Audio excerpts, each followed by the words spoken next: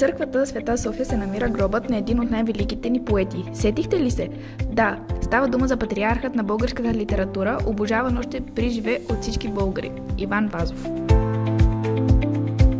И сега открихме отново едно доста неизвестно място за софиянци. Това е именно гробът на Иван Вазов.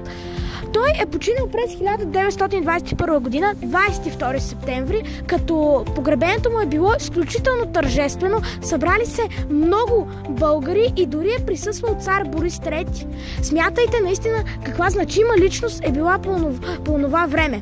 Камъкът, който виждате, който му служи като погребална плоча, е именно поискана от него, защото се смята, че този камък, когато той посещавал Витоша, той отсядал на този камък и на него писал някои от най-известните си произведения.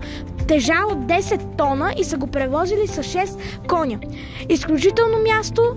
Това беше от мен, Тошко.